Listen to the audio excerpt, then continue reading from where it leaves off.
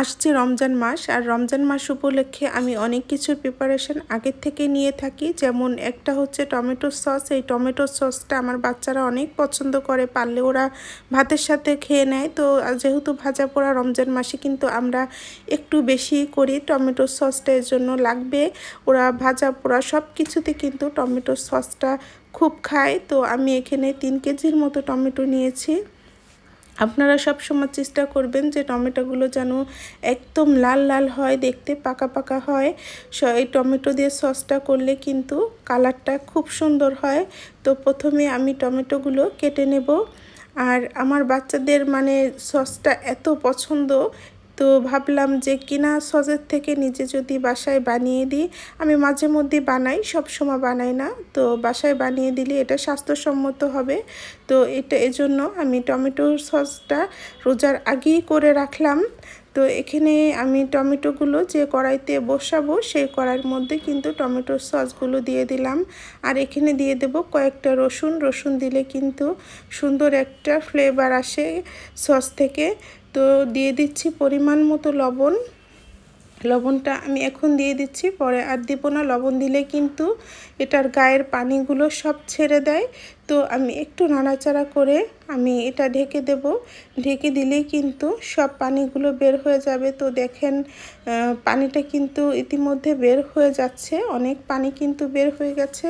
আমি কিন্তু একটুও পানি দিইনি। তো এখন আমি এটা ঠান্ডা করতে রেখে দেব। অনেকক্ষণ কিন্তু আমি জাল করেছি, একদম টমেটোগুলো গলে গেছে। তো ব্লেন্ডার করে আমি একটা চাকনির সাহায্যে চেখে নেব। এটা কিন্তু চাকতে হবে, না চাকলে কিন্তু এটার মধ্যে তাড়াতাড়ি সসটা নষ্ট হয়ে যায় এগুলো থাকলে। এই জন্য এই যে ছাবাগুলো থাকে এটা চেখে ফেলে দিতে হয়। তো কালারটা কিন্তু মাশাআল্লাহ অনেক সুন্দর হয়েছে। তো আমি এখানে চিনিগুলো দিয়ে দিচ্ছি। চিনি বেশি দেব না, 2 চামচের মতো চিনি দিয়েছি। আর দিয়ে দেব একটু মরিচের গুঁড়ো দিলে কিন্তু কালারটা আরও ভালো আসে। আর যেটা দেব এটা হচ্ছে গোলমরিচের গুঁড়ো। এই গোলমরিচের গুঁড়োটা দিলে কিন্তু সসের মধ্যে মানে খুব সুন্দর একটা ঘ্রাণ আসে। এটা আমি সব সময় দিয়ে থাকি। গোলমরিচের গুঁড়ো আর লং এই দুটো একসাথে করে আমি দিয়ে দিচ্ছি ভিনিগার। 1 কাপের মতো ভিনিগার আমি দিয়েছি। দিয়ে আমি এটা অনবরত নাড়তে হবে, নয়তো তল থেকে কিন্তু লেগে যাবে। আর এখানে আমি লেবুর রসটা ইউজ করছি। লেবুর রসটা দিলে হয় কি, এটার কালারটা একটুও চেঞ্জ হবে না। আর অনেকে কিন্তু এখানে সসের মধ্যে অনেকে এখানে যে তেঁতুলের গাঁটটা আছে সেই গাঁটটা দিয়ে থাকে। গাঁটটা দিলে হয় টমেটো সসের কালারটা নষ্ট হয়ে যায়, একটু কালচে হয়ে যায়। এজন্য আমি এখানে লেবুর রসটা ইউজ করেছি। লেবুর রসটাই ইউজ করার চেষ্টা করবেন, তাহলে কালারটা কিন্তু পারফেক্ট থাকে। এখানে কিছু ভিনিগার নিয়ে আমি 2 চামচের মতো কর্নফ্লাওয়ার নিয়েছি। 2 চামচের বেশি দেব না, তাহলে ঘন বেশি হয়ে যাবে, শক্ত হয়ে যাবে যখন ঠান্ডা হয়ে যাবে। তো আমি কিন্তু এখানে ভালো করে অনেকক্ষণ নেড়ে চেড়ে নিয়েছি কর্নফ্লাওয়ার দেওয়ার পরে।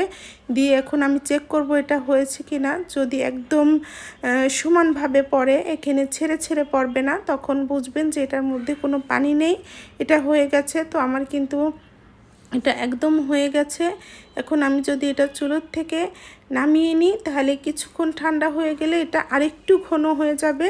তো এখন চুলাটা বন্ধ করে এটা আমি ঠান্ডা হতে রেখে দেব। ঠান্ডা হয়ে গেলে আমি এটা জারে ভরে নেব। তো আমার টমেটো সসগুলো কিন্তু হয়ে গেছে। মাশাআল্লাহ, আমার টমেটো সসের কালারটা শুধু দেখেন কি সুন্দর কালার হয়েছে। আপনাদের যদি এটা ভালো লেগে থাকে অবশ্যই বাসায় তো বানিয়ে খাবেন।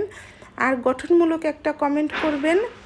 লাইক, শেয়ার, ফলো দিয়ে আমার সাথে থাকবেন। যারা ইউটিউবে দেখছেন সাবস্ক্রাইব করবেন।